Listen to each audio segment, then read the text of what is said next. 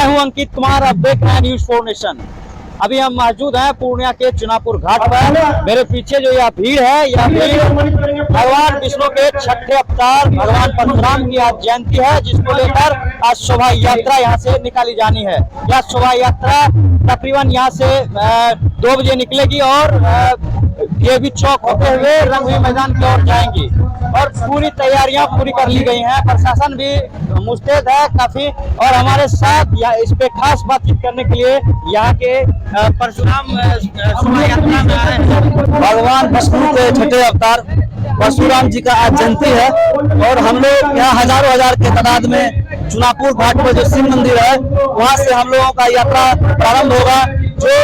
हरनसा चौक, भट्टा बाजार होते हुए आस्था मंदिर और गिरजा चौक होते हुए हम लोगों का रंगभूमि मैदान में जाकर बजरंगबली मंदिर जो रंगभूमि मैदान में है वहाँ पे हम लोगों का वो यात्रा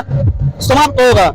और हम लोग यहाँ हजारों हजार के तादाद में बाबा परशुराम जी का जयंती धूमधाम से मना रहे हैं और पूरे हर्षोल्लास के साथ आज हम लोग एकत्रित हुए हैं और यहाँ से हम लोगों का जो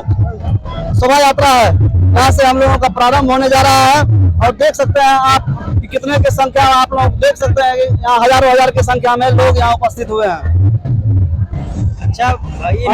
जय परशुराम के नारों के साथ यहाँ से यह शोभा यात्रा बढ़ते जाएंगी और कुछ लोग हैं।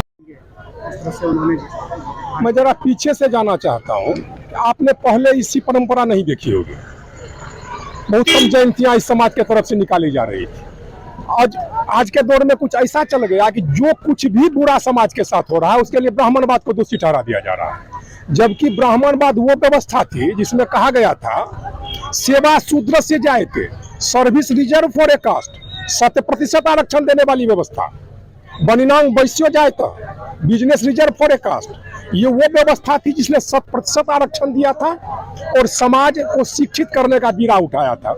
और उसके बदले में समाज से भरण पोषण की मांग की थी। और जब उसमें बाधा उत्पन्न होने लगी तो हम समाज के विभिन्न क्षेत्र में आए और हमने अपनी सत्ता, अपनी प्रभुता स्थापित की तो लोगों के नजर में खटकने लगे। तो वही परशुराम जयंती इसलिए हम लोग मनाना चाह रहे हैं कि परशुराम जी ने सटीक उस समय में आके यही संदेश हमको दिया, अगर तुम एक पक्षीय होते रहोगे, अगर तुम्हारा ज्ञान मार्ग, ज्ञान पक्ष ही विकसित होते रहेगा तो फिर समाज के बदलते दौर में तुम सर्वाइव नहीं कर पाओगे। इसलिए तुमको वैष्णव और शाक्त दोनों एक ही साथ होना पड़ेगा। इसी संकल्पना को भगवान श्री परशुराम ने हम लोगों के बीच स्थापित किया और उसी संकल्पना की आज जरूरत है कि हमको ज्ञान और शक्ति एक साथ ही चाहिए। अग्रतः चतुर्वेदा प्रसूता स्वसरंग धनु इदं शस्त्रं इदं शास्त्रं शास्त्रादपि सरादपि च, इसकी आवश्यकता है आज। इसलिए इसी संदेश, परशुराम जी के इसी संदेश को मैं अपने समाज तक पहुंचा सकूं, मेरे समाज के अंतः चेतना में ये व्याप्त हो, इसीलिए इस परशुराम जयंती की आवश्यकता है और इसीलिए परशुराम जयंती हम मना रहे हैं। मेरा नाम राहुल झा है और इस यात्रा के निमित्त जो समिति गठित की गई है ब्राह्मण समाज के तरफ से, मैं उसका जिला संयोजक हूँ।